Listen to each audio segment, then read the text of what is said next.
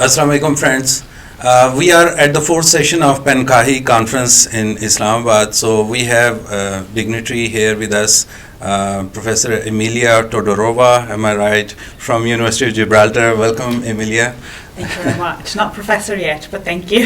Okay, to be professor, okay. Emilia, you had a very nice session on generative AI this afternoon. So first introduce yourself and then we'll talk about your session.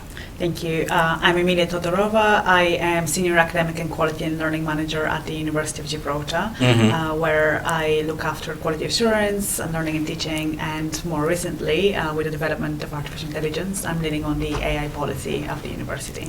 Okay, so you had a wonderful session, and I can witness that it was the most crowded session you had today. So congratulations for that, and just tell us about your session, like generative AI. This is the most hot topic in Pakistan as well, all over the world, not only in Pakistan. For sure. Thank you very much for that. It was such a fantastic session, actually, and what a privilege to be joined by so many colleagues from across Pakistan today.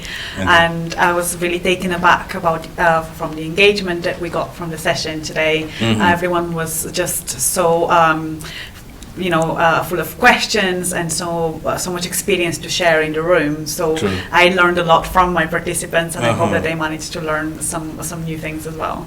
Great. We were talking about in another session about the using of AI in academia. It's a very hot topic. So tell us about your session. What did you say about that? So today we covered a little bit around the what generative AI is, just to make sure that we're all on the same level.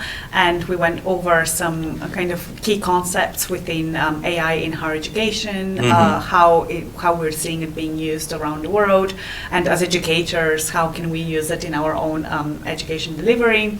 We also focused a little bit around academic misconduct and integrity, and how we can still safeguard the integrity of our assessments and degrees that we're offering. We discussed the opportunities and threats that AI poses to us, and kind of looking a little bit of like what's next, what's coming up. And we finished with a very interesting, but sadly short discussion, because we were running out of time, around how AI is impacting the student experience, and also where in our policy making we need to be considering artificial intelligence. Okay, we cannot cover the whole debate in this session, but I have few questions about your session. Especially I want to discuss about the academic misconduct, academic dishonesty, because I have posted one podcast today about this topic. So what do you think? We have to be, coexist with AI. We cannot avoid it. But how can we, cater this AI in academia, and how can we not making this misconduct? It's really hard, for sure, and I really agree with you that we are now entering a time where we have to coexist. And I think we're going to see a lot more AI human creation entering our world, and I think we have to maybe make some peace with the fact that new content and new releases are going to be somewhat maybe written by AI. What's really important is that I think the message is very clear to our students, for sure, like all over the world, is that yes, they may use AI to help them with some of the creative process potentially and some of their thinking, but they really need to be thinking creatively around what they're seeing. They need to be efficient critical thinkers, and they can't just be using content created by AI without any additional really critical analysis of it. So to protect academic integrity, we really need to focus on updating our assessments, because our assessments may be not fit for purpose anymore, and utilizing those assessments to allow students to showcase the knowledge, skills, and abilities that we need them to be showcasing, and kind of protecting them from just being prone to use of AI. Yeah, we have to teach them how to use ethically, keeping their internal thinking process and creativity. It's time to introduce new courses about AI. I think we should teach how to use AI in our academia, like not telling them, no, don't use this and don't do that.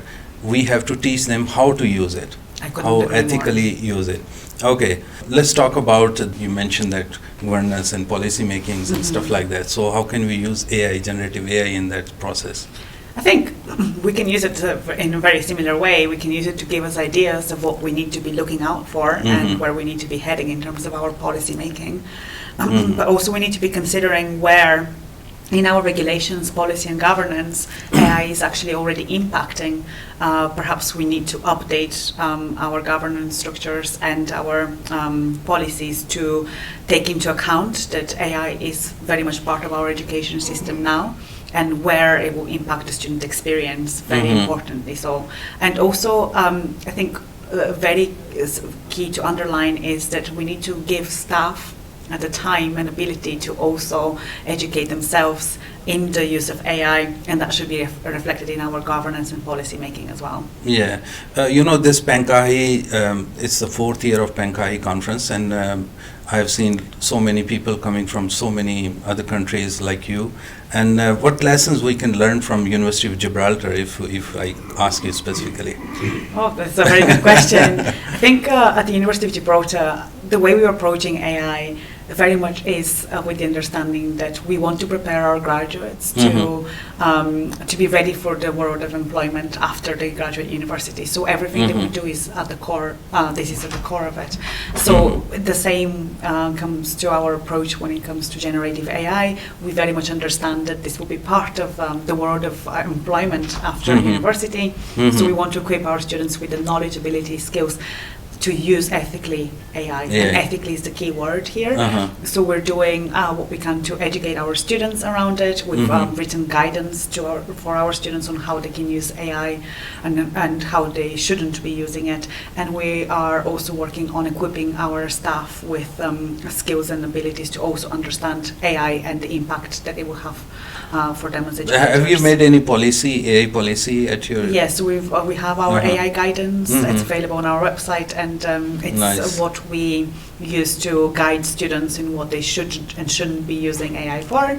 And we're very specific in terms of plagiarism, academic misconduct, and protecting assessment integrity. While we still allow students to use AI to an extent, we are very specific around the fact that we need to continue seeing their own work at the end of the day, so that we can... Yeah, they have to mention that this is AI generated work and this is our work. So And of course I think in future people need to cite AI as well. Like we have taken this from AI and this. We're and that. very much asking our students to cite, reference, and acknowledge the use of AI, and make sure that this is in their references and bibliography lists as well. But also, of course, if they're over-reliant on it, we can't accept that as their own work. So Exactly. the matter of the fact is that AI is still not that accurate at times, and students have True. to be able to distinguish between real and solid information and misinformation. As Yeah, well. and especially, AI, if I talk about OpenAI, they have introduced, image creation, and then now they have introduced the movie creation as well, like short films and stuff like that. So it's getting more difficult for us to, distinguish between real things and AI things. Yeah. So they have to cite. Okay, so thank you very much, and I think it's enough. And at the end, you want to say something, just maybe one or two sentences. I just really wanted to say thank you for inviting me to be part of this fantastic conference, and it was just such a privilege to take part in the discussions today. I'm looking forward to speaking to participants throughout the conference on how they are using AI and how they see the future of education with AI hand in hand. Thank you. Have you been to Pakistan before, or Yes, it's this is for my first second time Oh, actually. nice, My nice. first time was in Karachi about 2 years ago, so Oh, it's my nice. first time in Islamabad. Okay, how do you feel like in Islamabad? Yesterday, when did you arrive? Yesterday? I arrived very early yesterday morning. I arrived around 5 But it o'clock in was the a morning. heavy rain But it was heavy yesterday, rain. We did manage to go into the mountains a little bit, and Oh. we did experience what a real rainfall is in Islamabad, I Islamabad. suspect. But yes, it's really lovely. I think Pakistan is actually a beautiful country. Thank you. With the warmest people I've met, I think. Thank you. And your food is amazing. So Thank you so much, Emilia. Thank you so much for this session, and thank you so much for your time and effort. Thank you. Thank you very much. Have a good day. Thank you.